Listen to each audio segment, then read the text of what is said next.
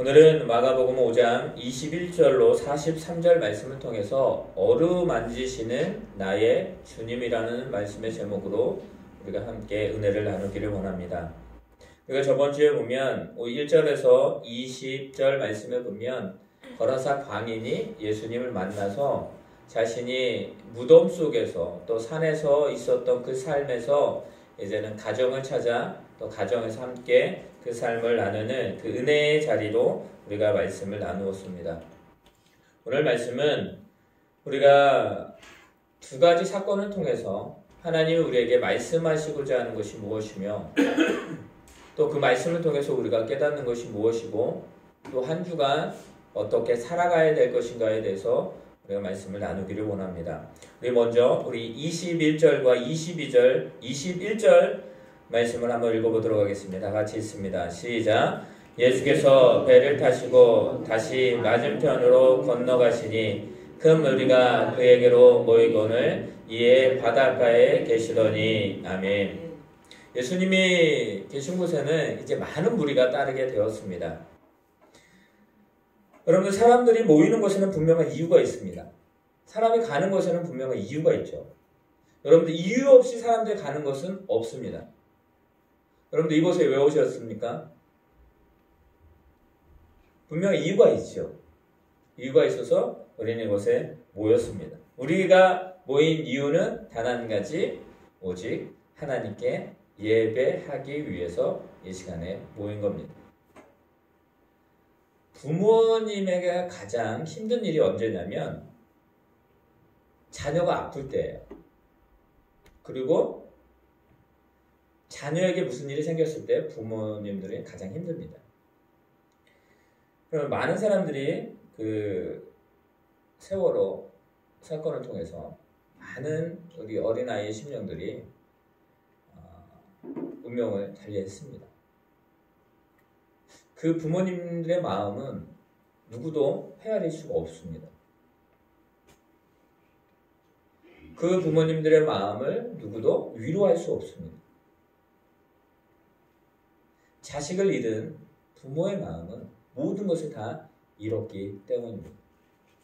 우리는 그 모든 일들이 이제는 다 잘 밝혀져서 그 부모님들이 원하는 것이 해결될 수 있게 같이 기도하고 또 그들을 이렇게 멀리서라도 함께 그들의 마음이 빨리 회복될 수 있도록 기도해 주는 역할입니다. 우리 오늘 창도가 나왔는데 창도가 그 손이 다쳤을 때가 있었어요. 몇 개월 됐죠 벌써? 그다음 4개월. 네. 이제 제대로 거의 이제 뭐 많이 앞두고 손이 다쳐서 병원을 입원하게 돼서 엄마한테 전화가 온 거예요. 엄마, 뭐 손이 다쳤어? 수술해야 돼. 가보니까 별거 아니었어요. 근데 집사님은 가기 전까지는 큰일이 난 거죠. 근데 이게 부모의 마음이거든요. 내가 사랑하는 자녀에게 작은 일이라 할지라도 부모에게는 그게 다거든요. 그게 전부거든요. 이 마음이 하나님의 마음이야. 부모의 사랑을 사랑을 여러 가지 표현하자면 에로스, 필레 여러 가지들 이야기하지만 아가페 사랑이다라고 이야기해요. 무조건적인 사랑이다라고 이야기합니다. 부모님의 사랑은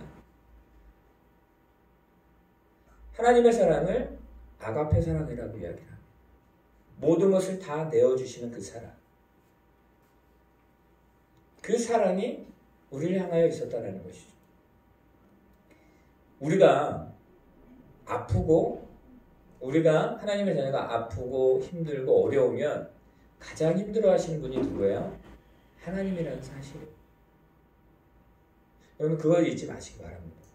그래서 하나님은 우리를 늘 인도하시고 늘 우리를 돌보시는 하나님이시에요. 왜 여러분들 하나님의 이름이 여러 가지가 있어요. 그 표현하는 게 여러분들 아시죠? 여호와 샬롬이라고 이야기해요. 뭐예요? 여호와 샬롬 뭐예요? 하나님은 평안이십니다. 자, 여호와 니시. 뭘까요? 니시. 승리의 승리. 여호와 니시. 승리의 하나님. 자, 그러면 여호와 이레. 여기 보니까 이레 부동산이 있고 뭐 이런 것들은 많이 있더라고요. 이레요, 이레. 이레는 뭐야? 여호와 이레. 준비하시는 하나님. 자, 그러면 여호와 라파. 뭘까요? 치료하시는 하나님. 또 있습니다. 여러 말이 있는데 여호와 산마라고 있어요. 여기에 계신 하나님. 자, 여러분들 그 여호와의 하나님의 이름을 한번 그 속성들을 한번 자세히 생각해 보세요. 누구를 향한 거예요? 우리를 향한 거예요. 다른 것이 아니라, 다른 존재가 아니라 나를 향하신 그 하나님의 사랑은 그게 담겨져 있는 것입니다.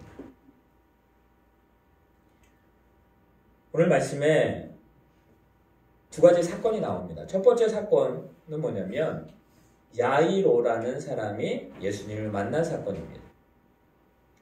두 번째 사건은 뭐냐면 한 여인이 예수님을 만납니다. 우리 22절 말씀입니다. 22절.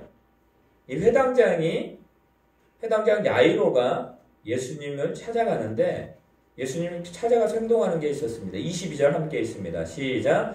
회당장 중에 하나인 야이로라 하는 이가 와서 예수를 보고 발 아래 엎드렸다라고 말합니다. 여러분들, 지금 이거는 있을 수 없는 일입니다. 왜냐하면 회당장에 위치해 있는 사람과 예수님, 자, 예수님이 능력이 있으시고 많은 일들을 행하셨지만 그냥 이렇게 겉모습으로 또 예수님의 형편을 보게 되면 회당장이라고 하는 사람과는 천지 차이예요. 그런데 그 사람이 예수님 앞에 와서 그 발 아래 무릎을 꿇었다라고 말합니다. 왜일까요? 야이로는요, 지위가 있었고 명예가 있었고 권력이 있었던 사람입니다. 가족이 있었고 그에게는 많은 종들도 있었습니다.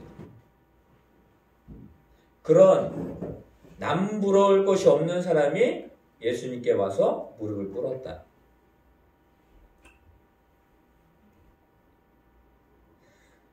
그에게 자신이 가지고 있는 것으로 해결할 수 없었던 일이 발생했기 때문입니다.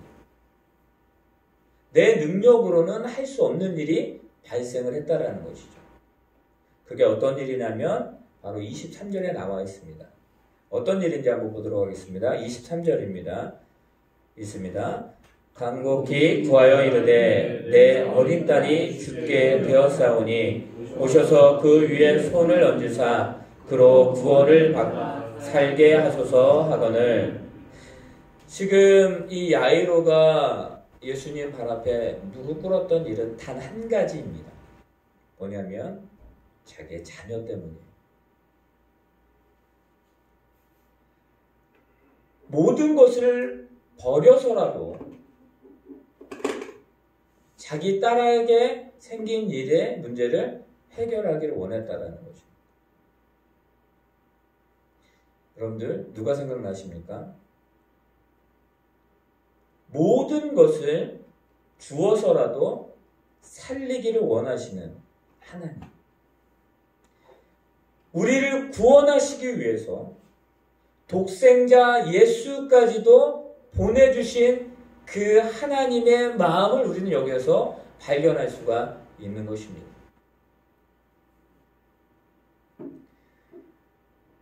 야이로가 이야기합니다. 내 어린 딸이 죽게 되었습니다. 라고 말합니다.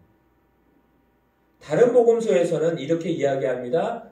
내 딸이 죽어갑니다.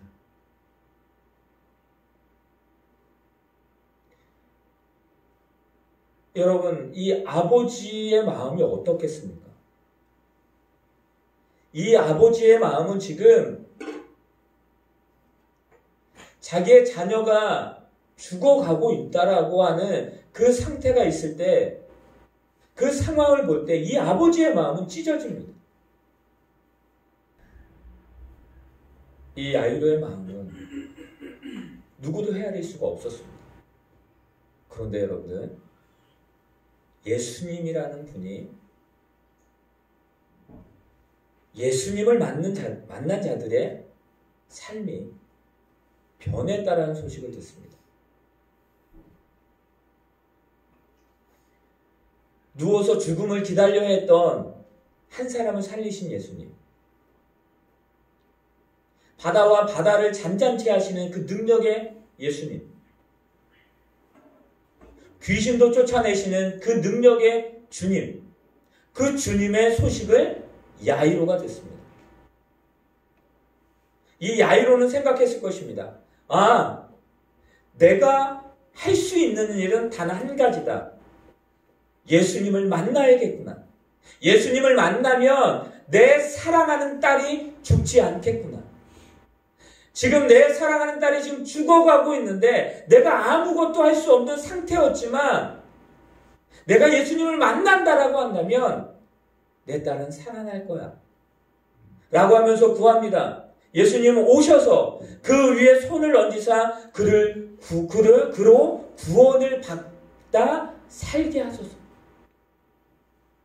죽어가는 것을 멈추시고 저 아이가 살아갈 수 있게 도와주시옵소서.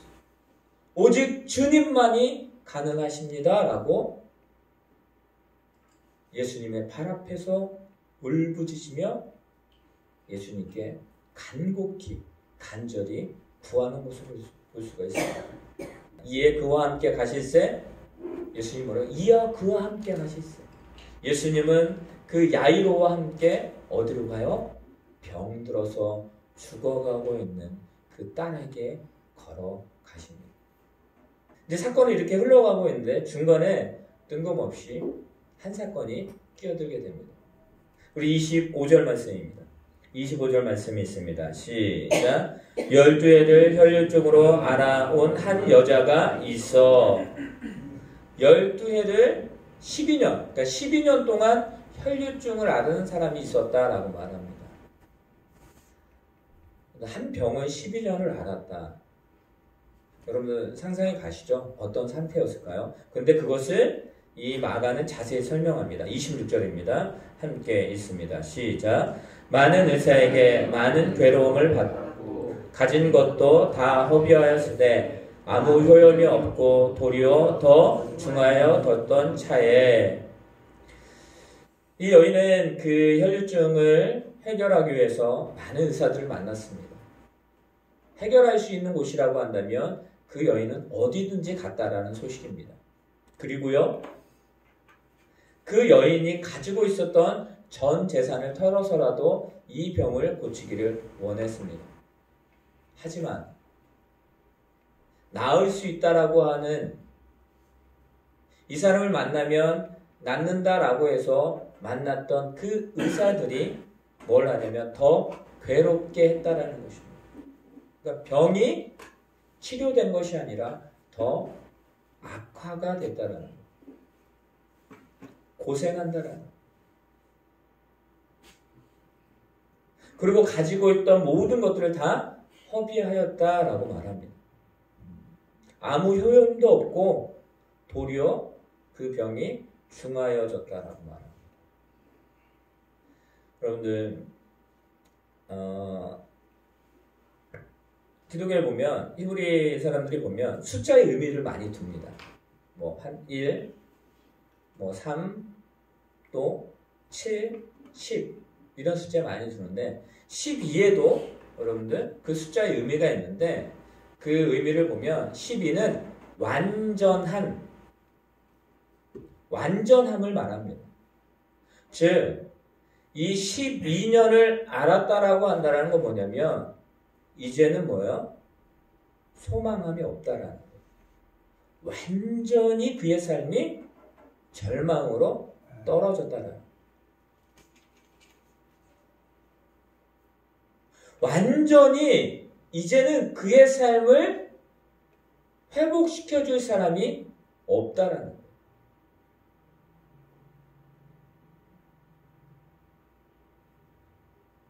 여러분, 우리들에게 그런 문제들이 있습니다. 도저히 우리의 힘으로는 해결할 수 없는 것들이 있습니다. 이 절망의 상태에서 이 사람들의 행동을 우리는 기억해야 돼요. 절망의 상태에서 야이로는 예수님을 찾아갑니다. 이 여인도 이제는 절망하여서 아무것도 할 수 없다라고 생각했던 그 차에, 그 순간에, 그러니까 칠흑같이 어두운 그 순간에 빛이 비춰진 거예요.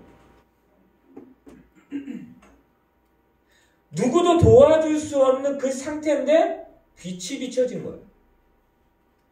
근데 그 빛이 무엇이었냐면 바로 이것이었습니다. 27절입니다. 27절을 우리 읽습니다. 시작. 예수의 소문을 듣고 무리 가운데 끼어 뒤로 와서 그의 옷에 손을 대니. 아멘. 예수의 소문을 듣게 됩니다. 야이로도 마찬가지였죠. 그럼 이 소문이 뭐였을까요? 그들에게는. 예수님의 소문, 예수님의 이야기는 그들에게 무엇이었냐면 바로 복음이었다라는 것입니다. 복된 소식, 기쁨의 소식, 생명의 소식이 바로 복음이잖아요. 그들에게 복음이 주어졌을 때 야이로는 예수님께 갑니다. 이 여인에게 복음이 들려졌을 때 그 복음의 주체자이신 예수님을 찾아갑니다. 여러분들, 예수님이 십자가에 못 박혀 죽으셨습니다. 누구를 위해서? 우리를 위해서, 나를 위해서. 그 십자가의 지심으로 말미암아 우리의 모든 죄가 다 해결됐습니다. 그리고 예수님을 믿기만 하면, 부활하신, 그리고 다시 오시겠다라고 하신 그 예수님을 믿기만 하면 우리가 구원받습니다. 근데 이 구원은요, 모든 사람들에게 다 주어진 것입니다. 이 기쁨의 소식은, 복음의 소식은 모든 자들에게 다 주어진 것입니다. 그런데 여러분들 다 믿습니까? 그 복음을 믿고 하나님의 자녀로 이 세상 가운데에 예수님의 자기를 본받으라고 하는 그 말씀을 받들어 우리가 살아가고 있습니까? 모든 사람들이 그렇지 않잖아요. 이것은 무엇을 말합니까? 주어졌지만 예수님을 찾아가는 그 마음이, 그 심령이 필요하다라는 것들을 우리에게 말씀하고 있다는 것입니다. 여호와 니시, 삼마, 라파, 이레, 샬롬, 여러분들 이 분이 우리의 하나님이라는 걸 아는데 그런 삶을 살아가지 못하는 사람들이 있습니다. 왜냐하면 믿지 않기 때문에, 그분 앞에 나오지 않기 때문에. 여러분들, 이 말씀을 통해서 우리가 깨닫는 것은 뭐냐면 바로 그것입니다. 예수님을 찾는 저와 여러분들에게 예수님을 축원합니다. 예수님을 찾는 자들이 되시길 바랍니다. 예수님을 찾고 만나는 저와 여러분의 삶이 되어야 된다는 것입니다. 자기가 가지고 있는 것으로 해결할 수 없습니다. 이 세상은요, 이 세상의 어떤 것으로도 우리를 구원할 수 없습니다. 이 세상의 어떤 권력도 우리를 구원받을 수 있게 할 수 있는 것이 아무도 없습니다. 오직 예수 그리스도만. 이 혈류증 12회를 12년을 혈류증 앓았던 이 여인에게 복음은 바로 예수 그리스도였습니다. 그래서 그는 예수님을 찾아갑니다. 복음은 누구에게나 들려집니다. 하지만 그 복음이 우리의 삶 가운데에 우리의 삶을 변화시킬 수 있는 건 뭐냐면 그 예수님께 나아가는 모습을 가진 자들에게 주어진다라는 것입니다. 우리 말씀을 계속 보도록 하겠습니다. 이 여인이 예수님께 가는데 문제가 있습니다. 그 문제는 뭐냐면 사람들이 너무 많아요. 누가 많다고요? 사람들이 너무 많아요. 그리고 또 한 가지 뭐냐면 이 혈류증, 피를 흘리는 병은 부정한 병이다라고 말합니다. 함께 할 수 없는 병이에요. 이 여인은 따로 살아야 돼요. 같이 있을 수가 없어요. 가족과도 있을 수 없어요. 그리고 이 여인이 지나간 자리에는 뭔가 정결한 예식을 해야 돼요. 정결한 행동을 해야 돼요. 다른 사람들이. 지금 우리가 코로나19로 인해서 뭘 하고 있어요? 거리 두기를 하고 있습니다. 그리고 집에 가면 몇 초 동안? 30초 동안 손을 깨끗이 씻으래요. 왜냐하면 병균이 묻었을까봐. 바이러스가 묻었을까 그것을 깨끗이 씻으래요. 그래야지만 우리 가정이 평안하기 때문입니다. 그랬던 이 여인이 지금 누굴 찾아가고 있다고요? 누구에게 가고 있다고요? 여러분 지금도 그렇지만 지금은 좀 달라지셨지만 예전에는 이 당시에는 여자가 남자를 찾아간다? 상상할 수 없습니다. 특히 이스라엘. 여자가 남자를 찾아가서 만진다? 있을 수가 없습니다. 뭘 말하는 거예요? 이 여인의 상황은 어떠한 것도 할 수 없는 상황입니다. 해서는 안 됩니다. 율법에 어긋납니다. 법에 어긋나요. 그런데 이 여인이 예수님을 찾아간 이유는 단 한 가지. 자기를 구원할 자가 오직 예수님밖에 없기 때문에 그는 예수님께 가는 거예요. 비집고 가는 거예요. 그래서 이런 마음으로 갑니다. 28절입니다. 이게 바로 이 여인의 간절한 마음이에요. 있습니다. 시작. 이는 내가 그의 옷에만 손을 대어도 구원을 받으리라 생각함이로라.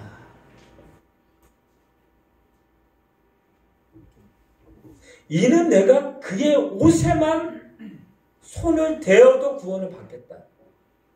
라는 그 간절함으로 예수님을 예수님을 만나기를 원한 게 아니라 그 예수님의 옷자락만이라도 잡기를 원했다. 여러분, 이런 간절함이 있어야 되는 거예요. 내가 진실로 진실로 너희에게 이르노니. 예수님이 왜 진실로 진실로 너희에게 이르노니 말합니까? 너희가 이것 외에는 아무것도 할 수가 없다라는 사실. 예수님만, 그 예수님의 옷자락에만 손을 대어도 내가 구원받겠다.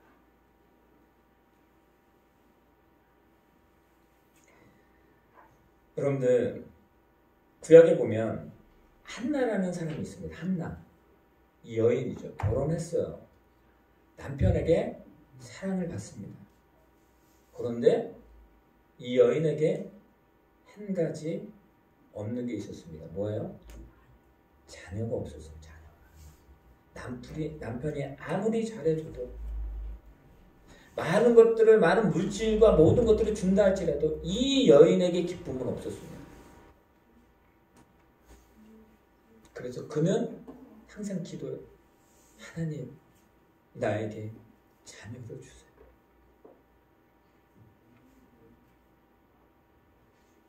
일 년, 2년 매 해마다 간절함으로 구합니다.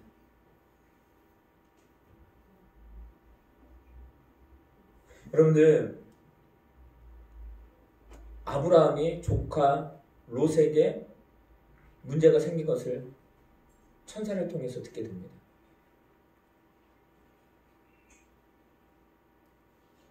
소돔과 고모라가 멸망될 것이다 라고 말합니다. 그때에 아브라함이 천사에게 물습니다. 뭐라고 이야기해요? 그곳에 의인이 50명이 있어도 그 성을 멸망시키실 것입니다. 그곳에 45명, 40명, 30명, 20명, 10명이 있어도 멸망시키실 것입니까? 라고 물어봅니다. 누구를 살리기 위해서요? 조카 롯을 살리기 위해서. 이 여인이 예수님께 갑니다. 그리고 그에게 그 옷에 손을 댑니다.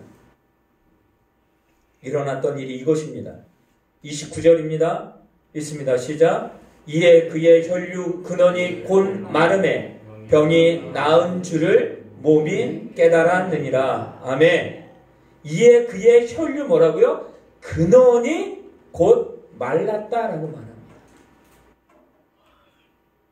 여러분들 근데 이 여인이 이 혈류의 근원을 알아요? 몰라요? 몰라요. 많은 의사를 찾아갔지만 그 의사들도 아니 이거는 도저히 알 수가 없습니다. 알 수 없는 병이에요. 왜 그에게 그 혈류증이 일어났는지 아무도 모릅니다. 그런데 이 간절한 소망으로 갔던 이 여인에게 지금 나타난 현상은 뭐냐면 그 혈류의 근원이 말랐다.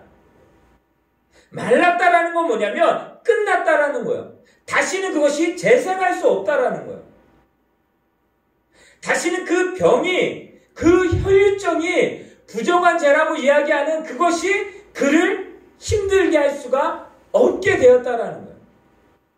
자, 그러면 우리 여기에서 생각해 봐야 돼요. 그럼 이것이 누구를 통해서 왜 일어났느냐? 여러분들, 이 여인의 행동 때문에 이가 이렇게 구원을 받았다. 이 병이 해결됐다. 여러분들 이것이 아니에요. 이 모든 것은 다 하나님의 은혜예요. 하나님이 낫게 하셨기 때문에 그 낫게 하셨기 때문에 그가 그것이 나은 거예요. 그러나 그에게 무엇이 필요했습니까? 간절한 소망이 필요했고 하나님을 향한 그 믿음이 필요했고 예수님을 향한 그 간절한 소망과 그 만남의 소망한 복음의 소식을 들었을 때 그가 나아가기를 원하는 그 믿음 가운데 있기를 원하는 그 여인의 그 마음, 그 행동이 그것을 뭐예요? 그 은혜에 참여하게 만드는 결과가 된 거예요. 하나님 은혜가 없으면 안 되는 것이죠. 사랑하는 성도 여러분, 지금 이 혈류의 근원이 마릅니다. 그리고 병이 나은지를 그 몸이 깨달아요. 그가 깨달아요. 이 여인에게 그렇게 힘들었던, 완전히 이제는 포기해야만 했던 그 삶에 예수 그리스도가 주인 되었을 때에, 예수님이 그에게 모든 것이 되었을 때에 그는 이제는 뭐예요? 그 병이 그를 힘들게 하지 못하게 하는, 이제는 그가 올바른 삶을, 하나님의 자녀로서의 삶을 살아가는 그 축복된 삶을 그에게 그 주어진 것을 우리는 분명히 알 수가 있습니다. 여러분들 이 삶이 우리들의 삶이라는 것을 믿으시길 바랍니다. 여러분들 보시기 바랍니다. 그래서 예수님께서 그의 능력이 나아갔다. 누가 내 옷에 손을 대었느냐라고 말씀합니다. 여러분들 간절히 구하는 자의 기도를 하나님 들으십니다. 그리고 이야기합니다. 빌립보서 4장 6절에 아무것도 염려하지 말고 다만 모든 일에 기도와 간구로 너희 구할 것을 감사함으로 아뢰라 라고 말합니다. 너희의 모든 것들을 주님 앞에 구하래요. 여러분들 구하는 저와 여러분이 되시기를 바랍니다. 이 여인은 구한 거예요. 지금 그 마음으로 구했어요. 그의 삶으로 구했어요.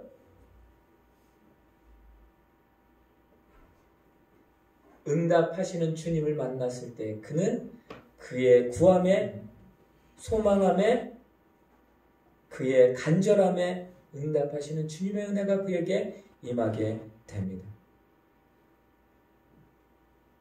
여러분들, 그런데 예수님 누가 내 옷에 손을 대었느냐라고 이야기하는데 제자들은 뭐라고 이야기해요? 여러분 이 말씀이 되게 중요한 말씀이에요. 우리 보겠습니다. 31절입니다. 31절 있습니다. 시작. 제자들이 여짜오되 우리가 에워싸 미는 것을 보시며 누가 내게 손을 대었느냐 물으시나이까. 네. 아멘. 자, 여기 보세요. 여기 보시기 바랍니다. 그러면 그 예수님의 옷자락에 손을 댄 사람이 이 여인뿐이 없었다라는 말이 아니에요. 많은 사람들이 예수님의 옷자락을 만졌다라는 거예요. 수많은 무리가 그렇게 했다라는 거예요. 예수님, 수많은 사람들이 지금 옷자락에 손을 대었는데 무슨 말씀입니까? 그럼 잘 생각해 보세요. 믿음이 없는 기도, 믿음이 없는 예배, 믿음이 없는 신앙생활, 믿음이 없는 우리 삶의 그 생활, 아무런 능력이, 아무런 역사가 일어나지 않는다라.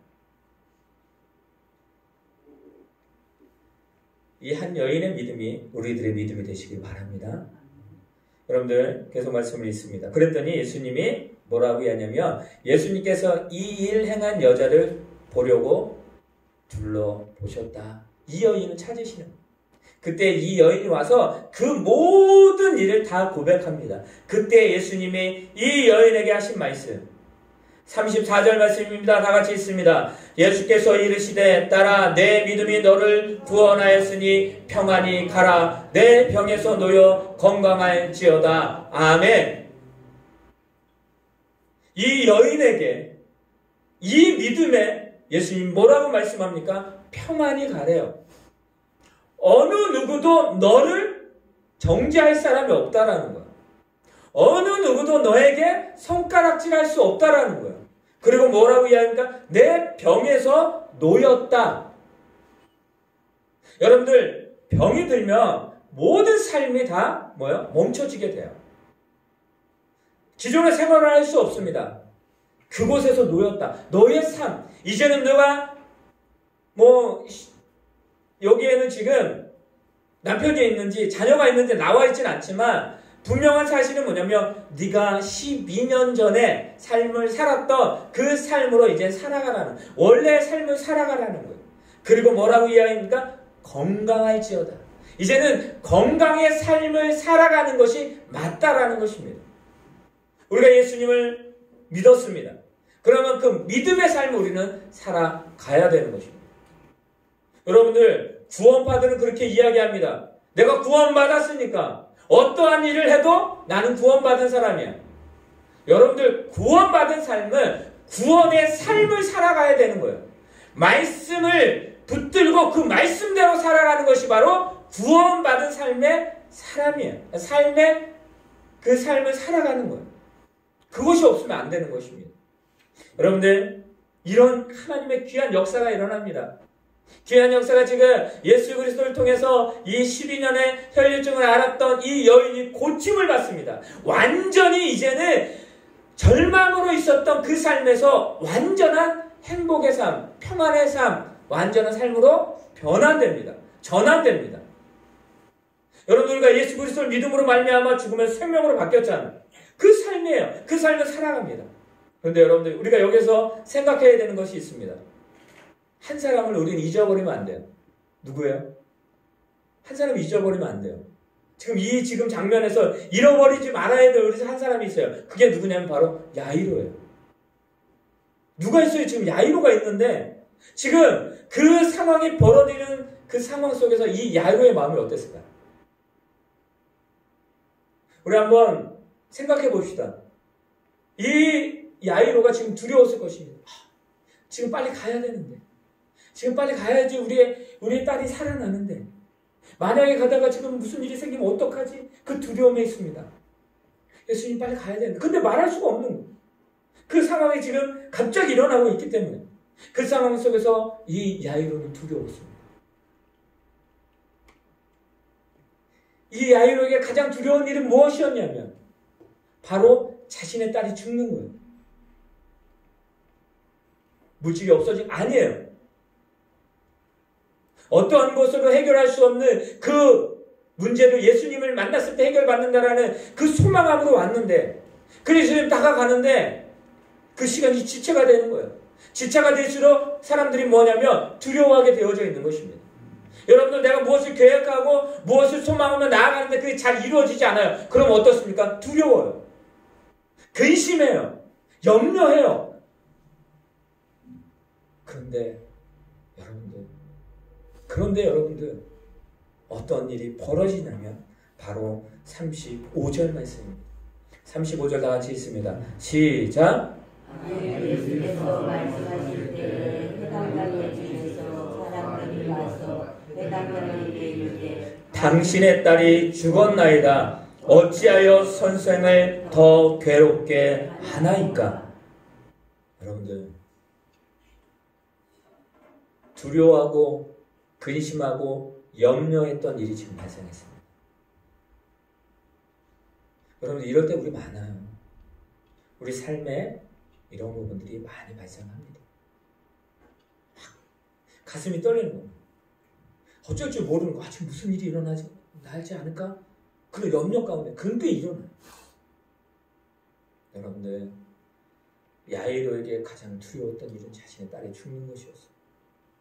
근데 그 일이 지금 벌어집니다. 예수님을 만나면 자신의 딸이 살 것이라는 것을 그 소망함을 가지고 갔는데 그 소망이 깨지게 됩니다. 그 믿음이 깨지게 됩니다. 그 두려움이 지금 그 삶 가운데 일어납니다. 그래서 사람들이 이야기합니다. 선생님을 더 괴롭게 하지 말라. 이제는 선생님이 와도 안 된다라는 거예요.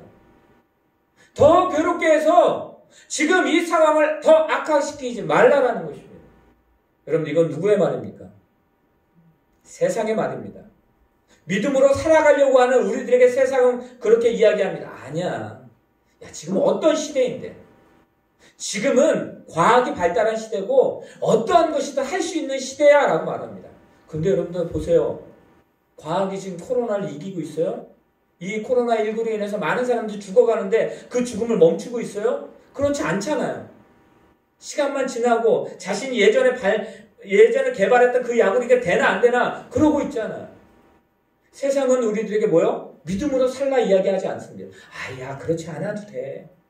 나도 교회 다녀봤고 나도 해봤어. 나도 장로야. 뭐 이거 하나 괜찮아. 세상은 그렇게 이야기합니다. 그런데 여러분들 그 세상의 말에 귀 기울이면 안 돼요.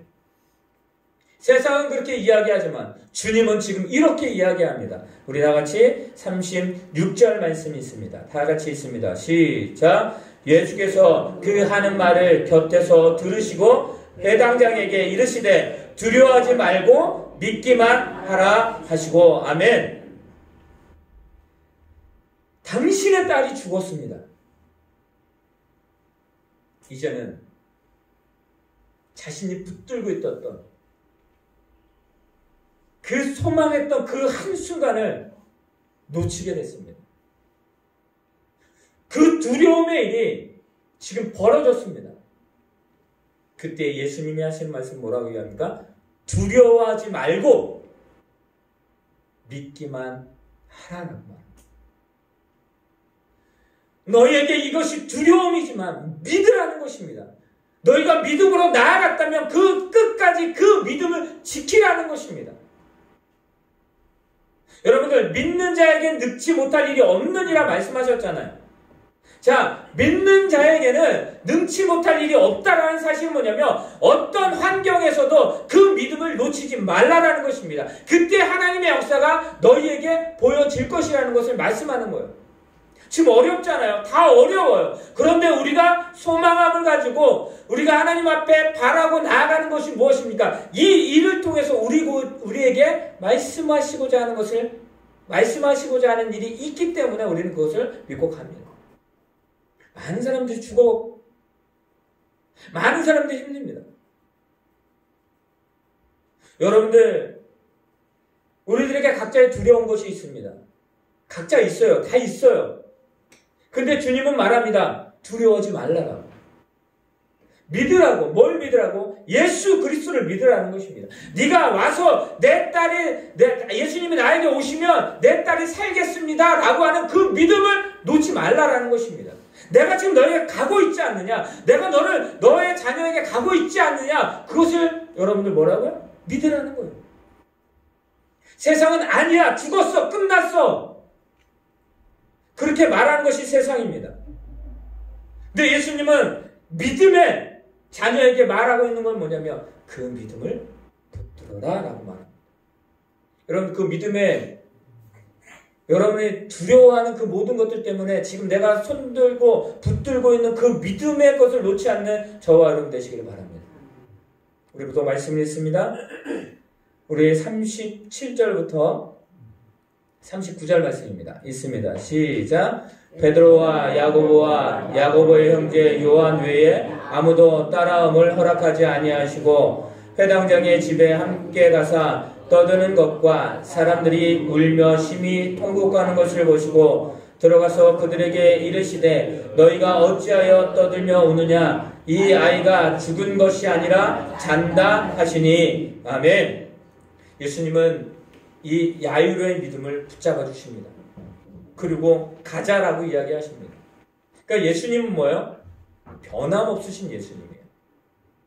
변함없으신 그 예수님의 그 발걸음을 우리는 따라가야 되는 거예요. 갑니다.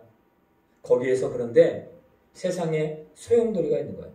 세상의 모습들이 보여집니다. 뭐예요? 사람들이 떠들며 울며 통곡하였다.